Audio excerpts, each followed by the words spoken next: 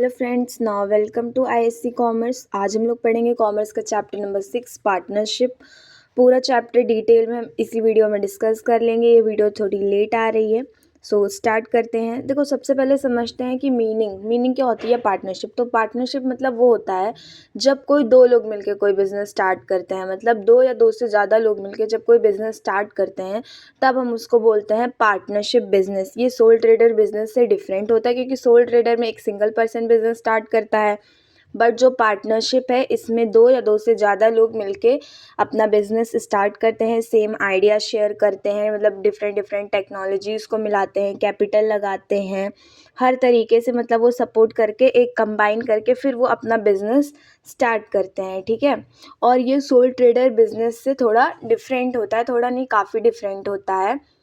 Clear है। अब next है हमारा फीचर्स ऑफ पार्टनरशिप फर्म। देखो, पार्टनरशिप के क्या क्या फीचर्स होते हैं, इसकी क्या क्या कैरेक्टरिस्टिक्स होती हैं। तो सबसे पहला क्या होता है, टू और मोर पर्सन्स। जैसा कि मैंने आपको बताया, जब दो या दो से ज़्यादा लोग मिलकर कोई बिजनेस स्टार्ट करते हैं तब हम उसको बोलते हैं पार्टनरशिप बिजनेस। ठीक है। सेकेंड क्या है, एग्रीमेंट। इसमें एग्रीमेंट होता है दोनों पार्टनर्स के बीच में कि हाँ वो कितनी कैपिटल लेंगे, कौन कितना क्या लगाएगा, सारे सेफ्टी से रिलेटेड, हर चीज़ से रिलेटेड कि कितने टाइम तक वो बिज़नेस चलेगा, क्या उनका कॉन्ट्रैक्ट रहेगा, सब वो साइन करते हैं। सब कुछ एग्रीमेंट के थ्रू डिसाइड होता है। और ये एग्रीमेंट कैसे होता है ये अभी आप आगे डिटेल में देखोगे। फिर उसके बाद क्या होता है, थर्ड है लॉफुल बिजनेस। देखो, जो भी बिजनेस कर रहे हैं पार्टनरशिप में वो लॉफुल बिजनेस होना चाहिए, कोई अनलॉफुल बिजनेस नहीं होना चाहिए, जैसे कि थेफ्ट, डकैती, स्मगलिंग, ये सब नहीं होना चाहिए। वो मतलब लॉ नहीं तोड़ना चाहिए, वो एक रूल्स एंड रेगुलेशन में प्रॉपर बिजनेस होना चाहिए जो एक लॉफुल बिजनेस हो। क्लियर है।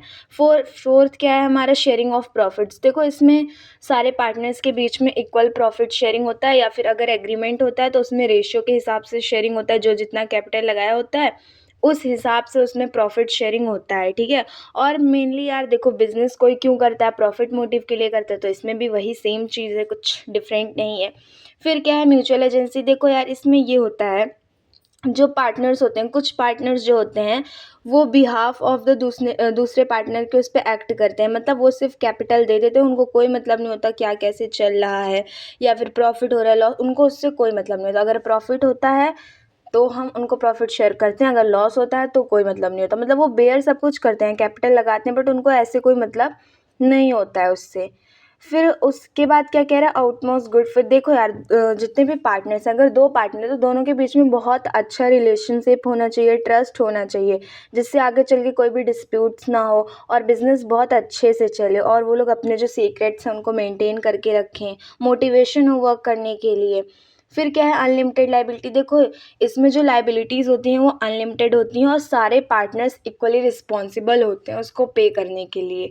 ये नहीं है कि किसी के ऊपर ज़्यादा लाइबिलिटी किसी के ऊपर कम, ऐसा कुछ भी नहीं होता। इसमें सारे पार्टनर्स इक्वली लाइबल होते हैं पे करने के लिए, वो आपके एग्रीमेंट के थ्रू इसमें डिसाइड किया जाता है।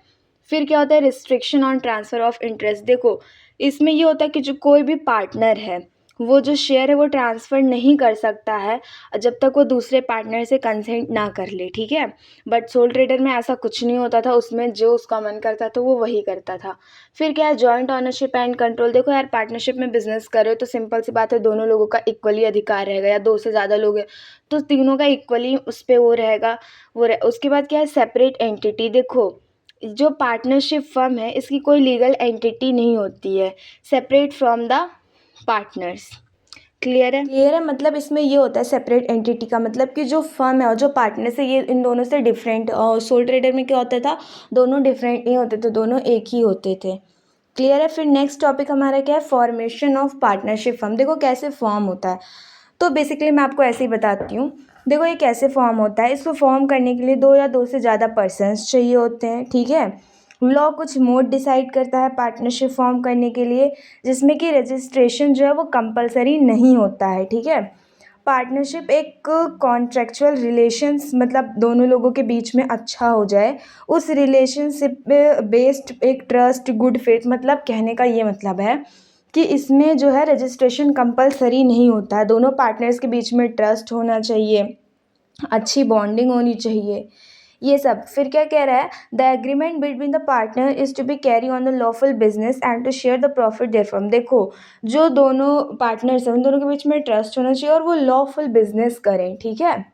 जिसमें वो इक्वल प्रॉफिट शेयरिंग करें या फिर जो उन्होंने कॉन्ट्रैक्ट पर डिसाइड किया उस हिसाब से प्रॉफिट शेयरिंग करें, और अवॉइड करें कोई भी डिस्प्यूट्स, कोई भी लड़ाई झगड़ा दोनों के बीच में ना हो। ठीक है, जो लॉ है वो क्या बोलता है उसको, मतलब कह सकते हो कोई एग्रीमेंट रिटर्न में ज़रूरत नहीं होती, ओरल एग्रीमेंट से वो अपना काम चला लेता है कि हाँ ओरली बोल दिया और काम हो गया।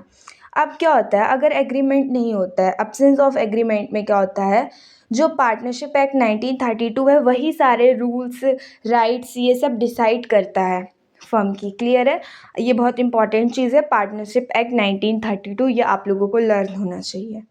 फिर नेक्स्ट क्या है हमारा, पार्टनरशिप डीड। देखो पार्टनरशिप डीड मतलब होता है, डीड मतलब होता है फॉर्मेशन। ठीक है, और पार्टनरशिप डीड ये देखो एक डॉक्यूमेंट होता है जो कि सारे टर्म्स और कंडीशन कंटेन करता है पार्टनरशिप की। ठीक है, ये एक एग्रीमेंट, एक रिटन एग्रीमेंट होता है जो कि साइन किया जाता है सारे पार्टनर्स के थ्रू और स्टैम्प्ड होता है। ठीक है, ये रजिस्ट्रार ऑफ द फर्म में जाके सबमिट होता है, फिर वहाँ से अप्रूवल मिलता है, देन आप अपना बिजनेस स्टार्ट कर सकते हो। ठीक है, और ये जो रिटन एग्रीमेंट है ये हेल्पफुल करता है, मतलब आगे चल के अगर कोई भी डिस्प्यूट्स हो गया, पार्टनर्स के बीच में लड़ाई झगड़ा हो गया तो उसको सॉल्व कर सके, क्योंकि उस पर मेंशन रहता है ना सब कुछ, तो उसके अकॉर्डिंग आप लॉ में केस फाइल कर सकते हो और अपना सब कुछ देख सकते हो। ठीक है, अब जो पार्टनरशिप डीड है ये कुछ क्लॉजेस को, कुछ इसमें क्लॉजेस हैं जो मेंशन होते हैं, सो वो देखते हैं। क्या होता है, name of the firm, firm का क्या नेम है ये मेंशन होता है। Nature of the firm, business किस टाइप का बिजनेस है ये होता है उसमें। Principal and place of the business, business का मेन क्या ऑब्जेक्टिव है और उसका क्या प्लेस है, मतलब कहाँ पे वो बिजनेस है, कहाँ पे बिजनेस स्टार्ट किया गया है। फिर क्या है, ड्यूरेशन ऑफ पार्टनरशिप, मतलब कब तक ये बिजनेस रहेगा। Name and address of the partner, सारे पार्टनर्स का नेम और उनका address. Amount of capital to be contributed by each partner, कौन कितना कैपिटल इसमें कंट्रीब्यूट किया है वो। Amount which can be withdraw by each partner, कितना अमाउंट जो मतलब कितना अमाउंट सारे पार्टनर्स के द्वारा उसमें लगाया गया है या हटाया गया है, ये सब कुछ। प्रॉफिट शेयरिंग रेशियो होता है कि कितना कितना प्रॉफिट शेयरिंग रेशियो होगा। सो ये सब इसमें क्लॉजेज होते हैं, आप एक बार रीड कर लेना। क्लियर है, फिर नेक्स्ट टॉपिक हमारा क्या है, रजिस्ट्रेशन ऑफ पार्टनरशिप। देखो रजिस्ट्रेशन ऑफ पार्टनरशिप आपको पता है कि ये कंपलसरी नहीं होता है लॉ के थ्रू, और जो पार्टनरशिप एक्ट 1932 है वो सब कुछ प्रोवाइड करवा देता है, ये सब कुछ प्रोवाइड करवाता है कि ये जो है इसको अगर आपका मन है तो आप रजिस्टर करवाओ, अदरवाइज़ कोई नहीं। ये इंसान अपनी सेफ्टी के लिए करवाता है ताकि आगे चल के कोई भी डिस्प्यूट्स हो, मिसअंडरस्टैंडिंग हो तो हाँ वो एक लॉ में जाए, उसके पास एक लीगल डॉक्यूमेंट रहे जिससे वो लॉ में केस फाइल कर सके। सो क्लियर है ये। फिर नेक्स्ट हमारा क्या है, पार्टनरशिप फर्म रजिस्ट्रेशन प्रोसीजर। देखो इसमें क्या होता है, सबसे पहला होता है चूज़ अ फर्म नेम, हमको सबसे पहले फर्म का नेम चूज़ करना होता है कि हाँ हमने क्या रखा है। ड्राफ्ट पार्टनरशिप डीड, जो पार्टनरशिप डीड जो हमने उसमें सारे क्लॉजेज मेंशन किए, जो सब कुछ हमने उसमें डिसाइड किया उसकी हमें एक फ़ोटोकॉपी चाहिए होती है। ठीक है, और प्रिंसिपल प्लेस ऑफ द, मतलब सिंपल सी बात कह सकते हो जितने सारे उधर क्लॉजेज होते हैं मैक्सिमम वही इसमें चाहिए होते हैं इसको फॉर्म करने के लिए। देन आप जाते हो रजिस्ट्रार ऑफ द फर्म के पास, सारा डॉक्यूमेंट सबमिट करते हो, फिर आपको अप्रूवल मिल जाता है एंड देन जो प्रोसीजर होता है रजिस्ट्रेशन का वो कंप्लीट हो जाता है। फिर नेक्स्ट हमारा क्या टॉपिक है, consequences of non registering a partnership. क्या मतलब परिणाम होते हैं अगर आप जो रजिस्ट्रेशन है वो नहीं करवाते हो।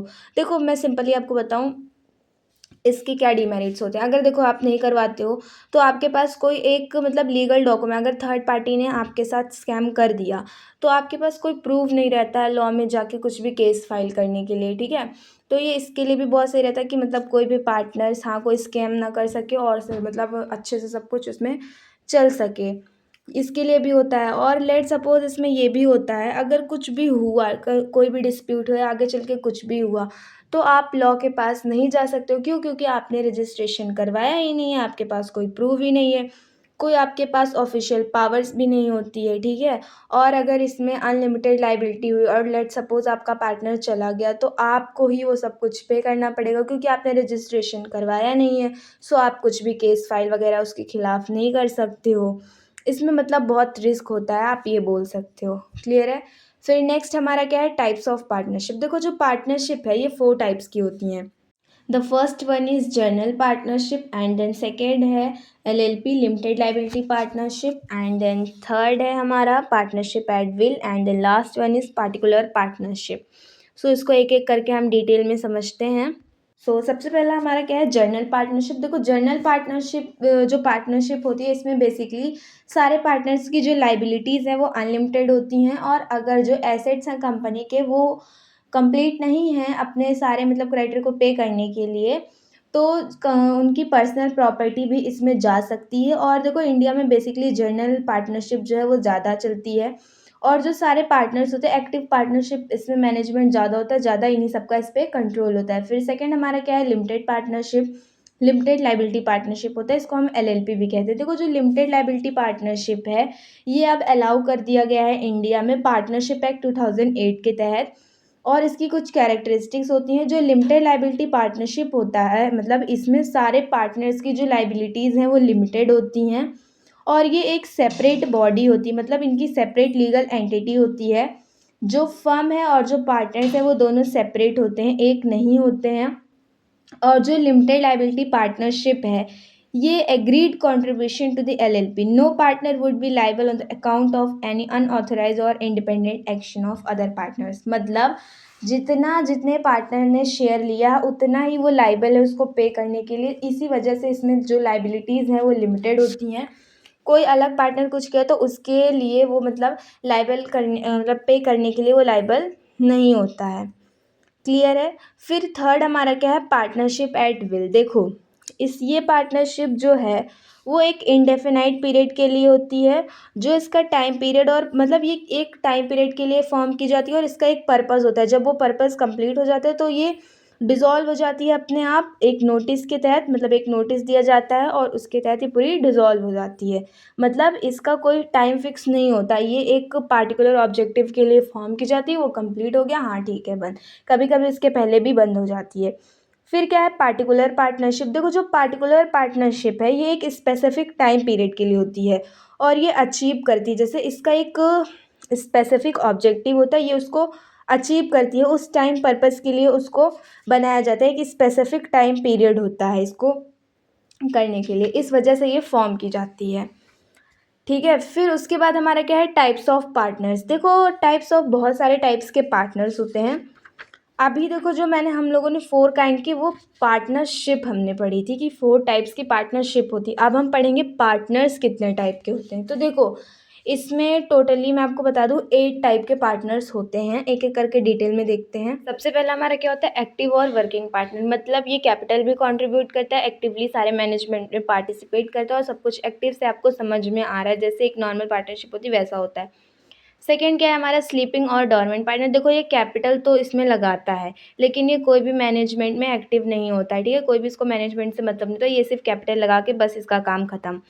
फिर थर्ड हमारा क्या है, सीक्रेट पार्टनर। देखो ये सीक्रेट पार्टनर होता है, मतलब ये पार्टनर तो होता है, ये कैपिटल भी कंट्रीब्यूट करता है, पार्ट भी करता है मैनेजमेंट में। मतलब बाहर के लोगों को, जैसे शेयर्स पता अगर कंपनी का, तो लोगों को नहीं पता होता कि हाँ ये पार्टनर है, इसमें आउटसाइड वर्ल्ड से इसको कोई मतलब नहीं होता है।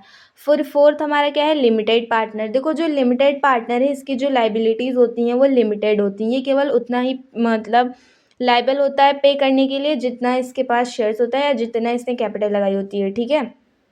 उसके बाद क्या होता है, फर्म जो है वो डिज़ोल्व नहीं होती अगर इसकी डेथ हो जाती है या कुछ भी ऐसा हो जाता है, बट और ये भी मैनेजमेंट में एक्टिवली पार्टिसिपेट करता है।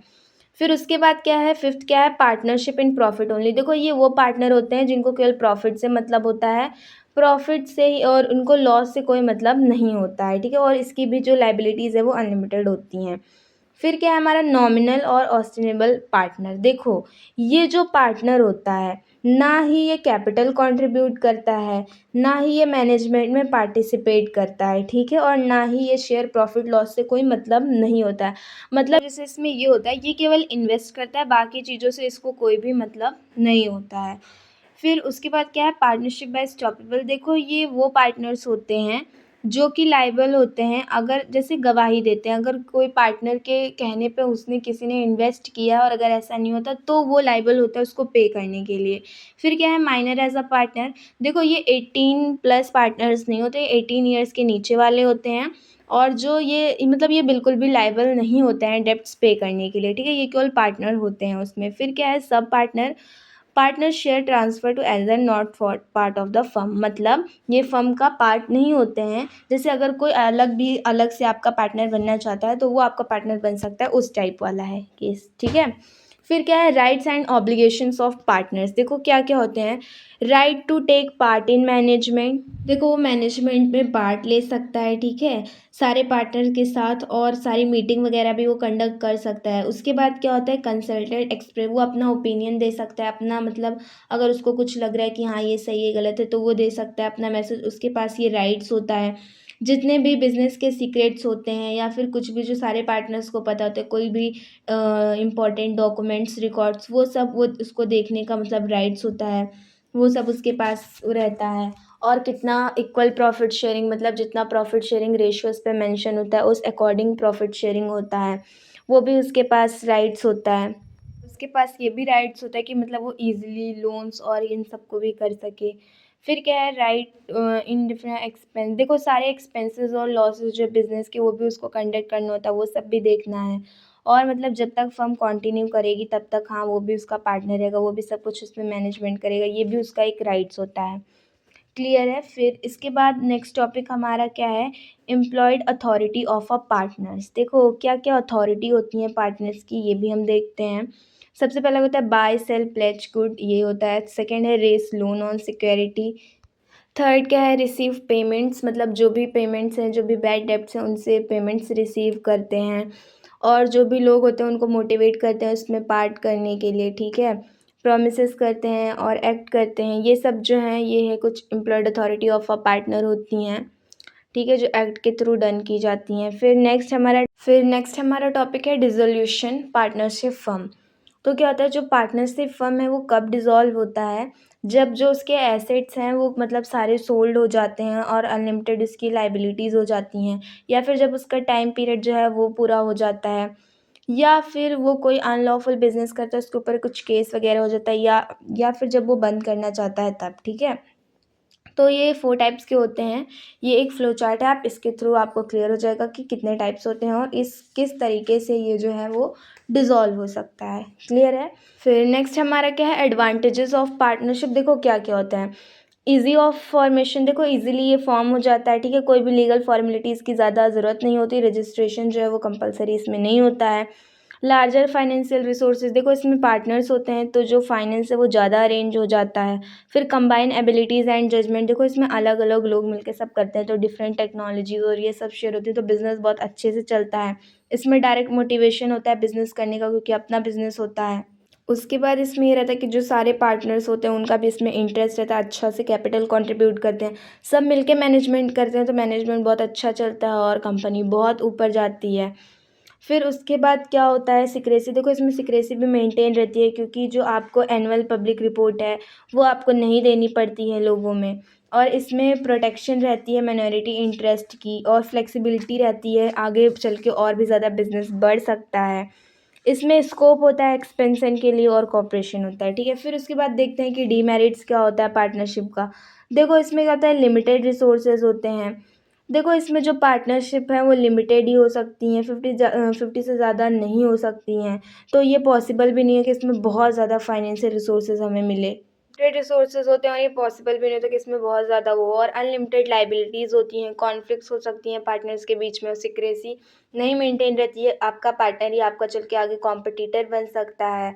और इसमें रिस्ट्रिक्शन होती है ट्रांसफ़र ऑफ इंटरेस्ट पे, और अनसर्टेबिलिटी होती है, इसमें रिस्क बहुत ज़्यादा होता है ये सब, ठीक है। उसके बाद क्या देखते हैं, कंपैरिजन। फिर नेक्स्ट हमारा क्या टॉपिक है, comparison of sole proprietorship and partnership. देखो इन दोनों के बीच में डिफरेंस यहाँ पे बहुत अच्छे से लिखा है। सोल प्रोप्राइटरशिप में एक मेंबर चाहिए होता है, इसमें दो या दो से ज़्यादा होते हैं, और इसमें एग्रीमेंट की कोई भी रिक्वायरमेंट नहीं होती, इसमें एग्रीमेंट होता है। इसमें नॉट रिक्वायर होता है और इसमें रिकमेंडेड होता है डीड के थ्रू। इसमें रजिस्ट्रेशन जो है उसकी नीड नहीं होती, और इसमें यूजुअली रिक्वायर होता है। जो इसमें कैपिटल है वो लिमिटेड होता है और इसमें मतलब ज़्यादा कैपिटल रहता है, एक्सपेंशन रहता है, और सोल ट्रेडर में क्विक डिसीजन ले सकते हैं, और इसमें सारे पार्टनर्स की वो चाहिए होती हैं ये सब। तो इन दोनों के बीच में डिफरेंस आप इन दोनों कंपैरिजन के थ्रू बहुत अच्छे से समझ जाओगे। फिर अब बढ़ते हैं हम अपने नेक्स्ट टॉपिक की तरफ। जो कि है हमारा essential of an ideal partnership. देखो इसमें क्या होता है, जो सारे पार्टनर्स होते हैं उनके बीच में म्यूचुअल ट्रस्ट होना चाहिए और अच्छी बॉन्डिंग होनी चाहिए, ठीक है। एक सप्लीमेंट्री कंट्रीब्यूशन होना चाहिए, रिटन एग्रीमेंट होना चाहिए, रजिस्ट्रेशन होना चाहिए और इक्वली सारी जो प्रॉफिट शेयरिंग है वो डिस्ट्रीब्यूट होनी चाहिए, कॉम्पिटिट मैनेजमेंट होना चाहिए, अच्छा कॉम्पिटिशन होना चाहिए, एडवोकेट कैपिटल होनी चाहिए, प्रॉपर साइज़ और लॉन्ग ड्यूरेशन होना चाहिए जिससे कि बिज़नेस जो है वो बहुत अच्छे से चल सके। और यही है सब इसकी essential of an ideal partnership. तो इसके बाद मैंने लास्ट में आपको ये दोनों के बीच में डिस्कशन दिया, जनरल पार्टनरशिप एंड एलएलपी के बीच में। आप देख लेना, आपको और अच्छे से क्लियर होगा। Thanks for watching.